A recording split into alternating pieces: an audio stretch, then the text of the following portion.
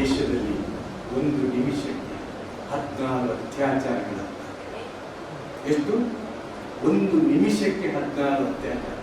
ಒಂದು ನಿಮಿಷಕ್ಕೆ 14 ಅತ್ಯಾಚಾರ ಹೇಳುವಾಗ 1 ಗಂಟೆಗೆ 960 ಅತ್ಯಾಚಾರ. ಒಂದು ದಿವಸಕ್ಕೆ 23,000 ಅತ್ಯಾಚಾರಗಳು ಈ ದೇಶದಲ್ಲಿ. 140 ಕೋಟಿ ಜನಸಂಖ್ಯೆಯಲ್ಲಿ 1 ಗಂಟೆಗೆ 23 ಅತ್ಯಾಚಾರಗಳ. ಇದಕ್ಕೆ ಯಾರು ಕಾರಣ? ಸಮಾಜ ಯಾವ ಕಡೆ ಹೋಗ್ತದೆ? ನಾವು ಯಾಕೆ ಚಾರಿತ್ರ್ಯದ ಬಗ್ಗೆ ಮಾತಾಡ್ತೀವಿ? ಈ ಅತ್ಯಾಚಾರ ಮಾಡುವವರು ಬೇರೆ ಯಾರು ಅಲ್ಲ ತಾನೆ, ನಮ್ಮ ಶತ್ರು ರಾಷ್ಟ್ರದವರಲ್ಲ ತಾನೆ, ನಮ್ಮ ಮಕ್ಕಳೇ ತಾನೆ, ನಮ್ಮ ಗಂಡು ಮಕ್ಕಳೇ ತಾನೆ. ಬೇರೆ ಯಾರು ಬಂದು ಮಾಡಿದ್ದಾರಾ? ಇಲ್ಲ. ಅವರೊಂದಿಗೆ ಕೆಲಸ ಮಾಡುವವರು, ಅವರ ಸಹಪಾಠಿಗಳು ಕೂಡ ಇದ್ದಾರೆ. ನಾವು ಸಮಾಜ ಕೆಟ್ಟು ಹೋಗಿದೆ ಅಂತ ಹೇಳ್ಬೋದು, ಆದ್ರೆ ನಮ್ಮ ಮನೆಯೂ ಕೂಡ ಕೆಟ್ಟು ಹೋಗಿದೆ ಅಲ್ಲ. ಮೊನ್ನೆ 2 ವಾರದ ಹಿಂದೆ ನಾವು ಪತ್ರಿಕೆಯಲ್ಲಿ ಓದಿದ್ದೇವಲ್ಲ, ತಿಪಟೂರಿನ 14 ವರ್ಷದ ಒಂದು ಮಗುವಿಗೆ ಹೊಟ್ಟೆ ನೋವು ಆರಂಭವಾಗುತ್ತೆ. ಆಸ್ಪತ್ರೆಗೆ ಅಡ್ಮಿಟ್ ಮಾಡ್ತಾರೆ. ವೈದ್ಯರು ಹೇಳ್ತಾರೆ ಈ ಹುಡುಗಿ ಗರ್ಭಿಣಿ ಅಂತ. ಆ ಹುಡುಗಿಯನ್ನು ಪ್ರಶ್ನಿಸುತ್ತಾರೆ, ಯಾರು ನಿಮಗೆ ಈ ರೀತಿಯ ಕೀಟಲೆ ಕೊಟ್ಟವರು? ಸುಮಾರು ಸಮಯದ ತನಕ ಆ ಹುಡುಗಿ ಬಾಯಿ ಬಿಡುವುದಿಲ್ಲ. ಮತ್ತೆ ಹೇಳುತ್ತಾರೆ, ನನ್ನ ತಂದೆ ನನ್ನ ಮೇಲೆ ಬಲಾತ್ಕಾರ ಮಾಡಿದ್ದಾರೆ.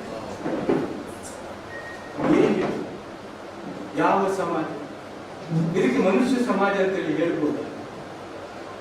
ಯಾಕೆ ಚಾರಿತ್ರ್ಯದ ಅಭಿಯಾನ ನಡೆಸಬೇಕು? ಏನು ಅಗತ್ಯ ಅದರದ್ದು ಈ ಸಂದರ್ಭದಲ್ಲಿ?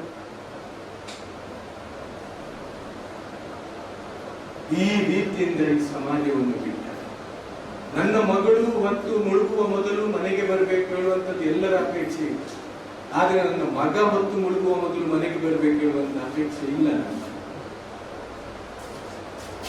ಇದೇ ನನ್ನ ಅಪೇಕ್ಷೆ. ನಮಗೆ ಅವನು ಯಾವಾಗ್ಲೂ ಬೇಕಾದ್ರೂ ಬರಲಿ. ತಾಯಿ ಹೇಳ್ತಾರೆ, ನೀನ್ ಬೇಗ ಬಾ. ಅವ ಯಾವಾಗ್ಲೂ ಬೇಕಾದ್ರೂ ಬರಲಿ. ತಾಯಿಯೇ ಹೇಳ್ತಾಳೆ. ಆ ಮಗಳ ಮೇಲೆ ಅತ್ಯಾಚಾರ ಮಾಡುವುದು ಮಗನೇ ತಾನೆ, ಯಾರದ್ದು ಮಗನೇ ತಾನೆ.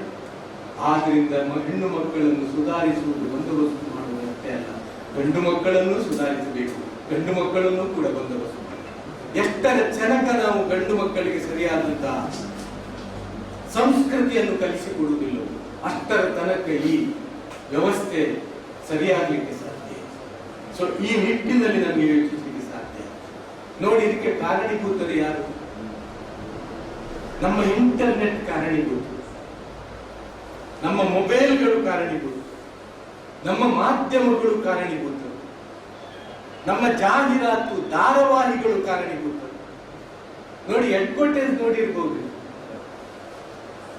ಬ್ಲೇಡಿನ ಅಡ್ವರ್ಟೈಸ್ಮೆಂಟ್ಗೂ ಕೂಡ ನಮ್ಮ ಕಂಪನಿಗಳಿಗೆ ಹೆಣ್ಣಿನ ಫೋಟೋ ಬೇಕು. ಬ್ಲೇಡಿಗೂ ಹೆಣ್ಣಿಗೂ ಏನ್ ಸಂಬಂಧ ಉಂಟು? ಬ್ಲೇಡ್ ಅನ್ನು ಅತಿ ಹೆಚ್ಚು ಉಪಯೋಗಿಸುವುದು ಯಾರು? ಗಂಡಸರು ತಾನೆ. ಅದಕ್ಕೆ ಹೆಣ್ಣಿನ ಫೋಟೋ ಯಾಕೆ? ಈ ಜಾಹೀರಾತುಗಳು, ನಮ್ಮ ಧಾರಾವಾಹಿಗಳು, ನಮ್ಮ ಫಿಲ್ಮ್ಗಳು, ನಮ್ಮ ಡ್ರಗ್ಸ್ಗಳು, ನಮ್ಮ ಶರಾಬುಗಳು